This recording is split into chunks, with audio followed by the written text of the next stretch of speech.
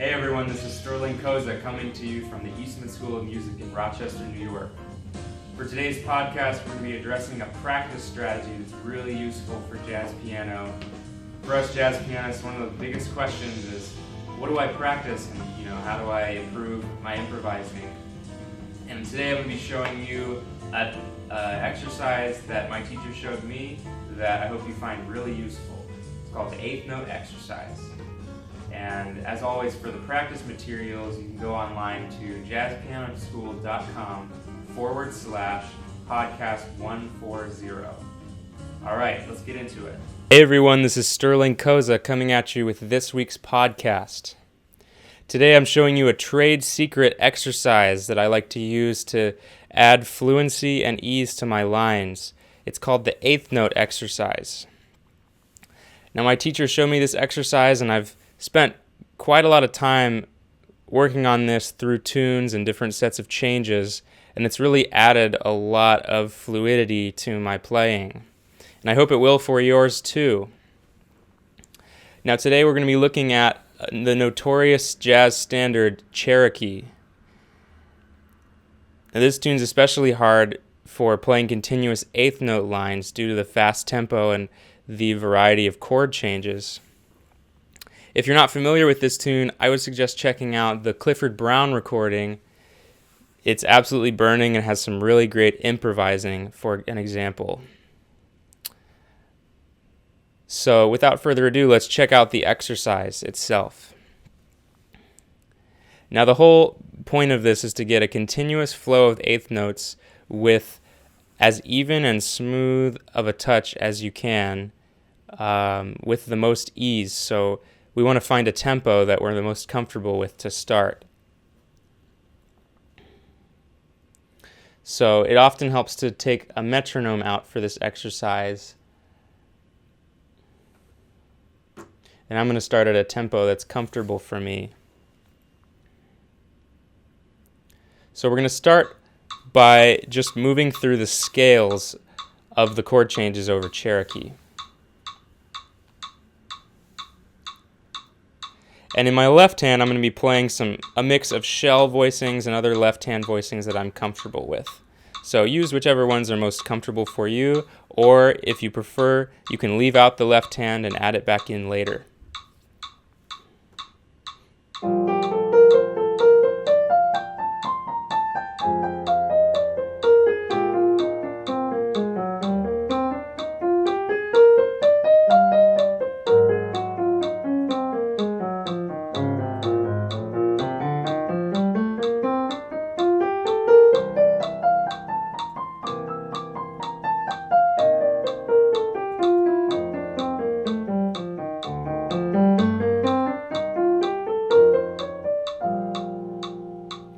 So as you can see, I was using a lot of major scales there, some dominant scales, and it's kind of just moving freely. One thing that you can do to really add some parameters to this exercise is go in one specific direction.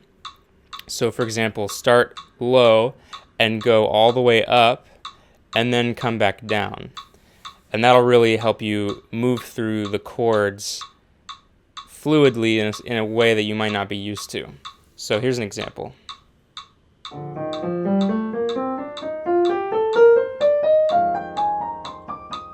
then back down.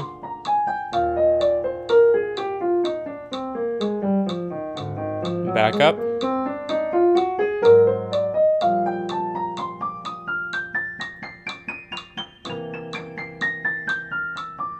All the while focusing on that smooth touch.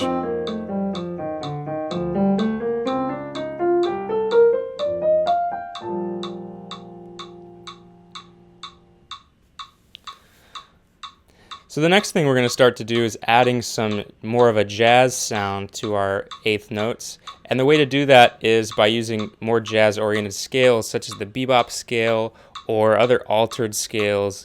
Maybe over the C7 I might use a Lydian dominant scale.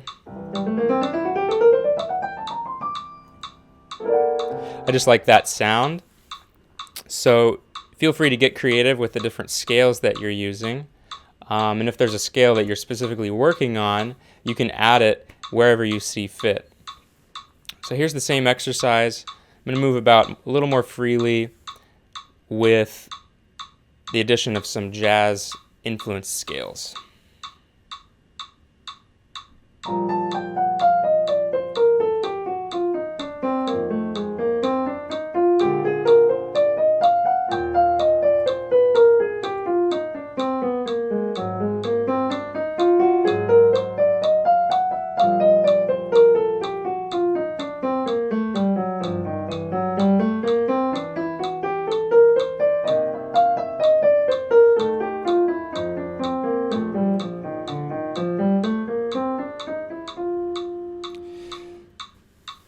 So you may have noticed that I was using some chromatic passing tones there.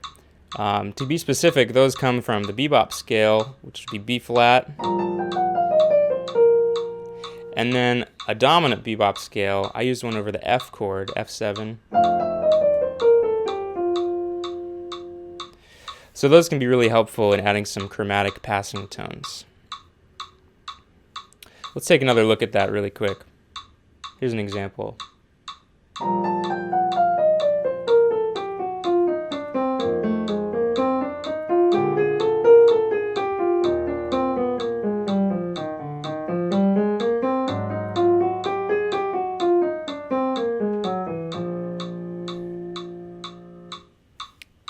The next thing you can do in more of a jazz style is use some enclosures. Generate some eighth note lines that use enclosures around chord tones. That's very characteristic of a bebop sound. So if we're in B flat, I'm enclosing the chord tones of B flat.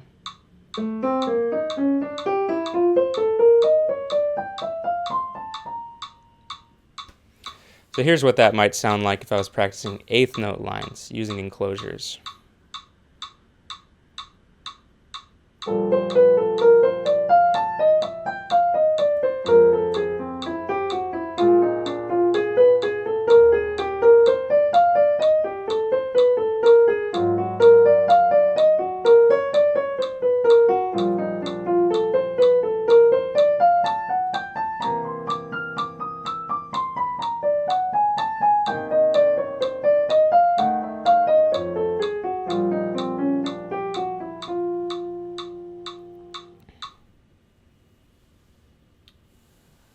So I was using a mix of enclosures and chromatic neighbor tones around some of those chord tones.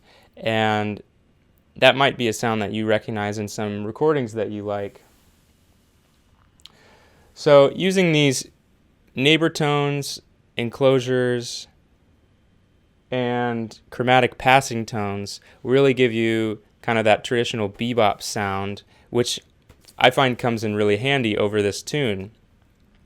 So these are all different exercises that you can use within the scope of this eighth note exercise, and you can really get creative. You can work on concepts that you're looking at in this eighth note exercise, and it's a way of kind of slowing it down so that it's easier to process and a little more fluid, where on the spot, in time, it can be kind of hard to land everything that you're going for. But I find this is a way to really slow things down. It's almost like you're soloing in slow motion. So the next thing we're going to do is combine it all into a solo version of the eighth note exercise, to where I'm actually blowing lines but at a slower tempo in continuous eighth notes. Now realistically, you wouldn't be playing continuous eighth notes in a solo, but I find that the best improvisers have a fluidity to their lines that sounds really natural, and especially as a piano player, I find that this comes in handy. So here's how I would practice playing eighth note lines in more of a solo improvised style.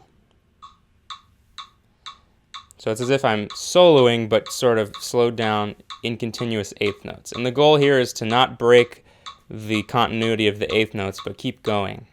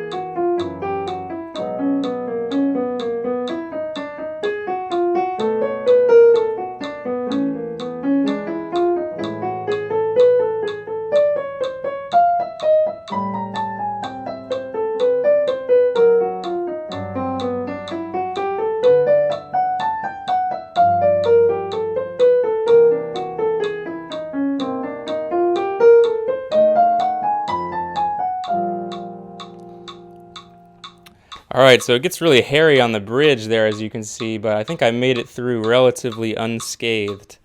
But this is a really good way to practice this bridge, which has a lot of curveballs in it with all of those 2/5s in distant keys. But after practicing this exercise, it makes it a little easier. So that was more of a solo version, as if I was really soloing, but with the continuous eighth notes. So obviously the way to take this to the next level is to bump up the tempo. So I'll show you that really quick, just to get an idea of what that would sound like, getting more up towards the real tempo. And these would be eighth notes that I'm still playing, this being the quarter note.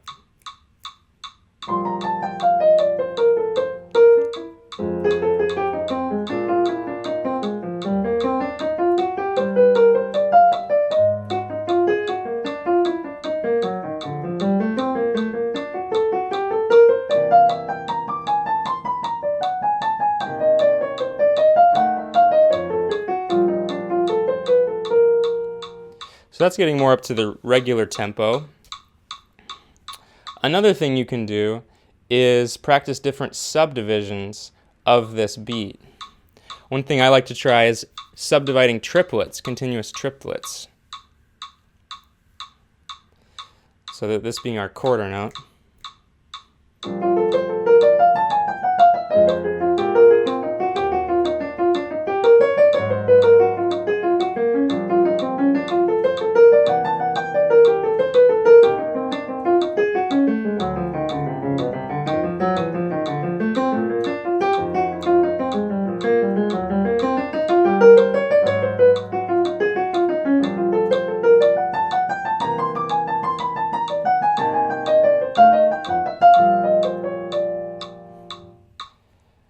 And then next you can go all the way to 16th notes. And this is where you're really challenging the tempo, going for that fast tempo.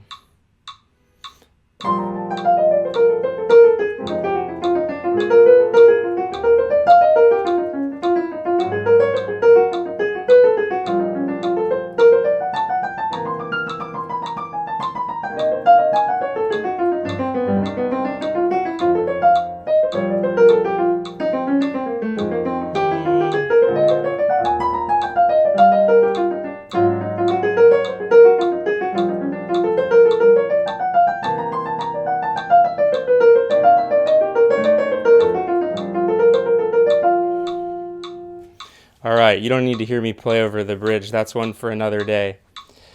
Okay, well, I hope this exercise helped and you got some good ideas from everything we talked about today. And don't be afraid to get creative. Put in your own patterns, your own ideas of vocabulary you can use. And feel free to experiment with some of the vocab we talked about today, enclosures, chromatic passing tones. And don't be afraid of experimenting with those triplets. Those can be fun to throw in every now and then. So, hope this helps, and happy practicing. All right, I hope you guys enjoyed today's podcast. Maybe gave you some extra things to practice to keep you busy, and hopefully getting more into some of those changes on some of the tunes that you're working on. So don't forget to check out the practice materials online at jazzpianoschool.com/podcast140. And remember to subscribe to our YouTube channel to get access to all that good free content, the lick of the week, and the podcasts that are coming out every month. Okay, see you next time.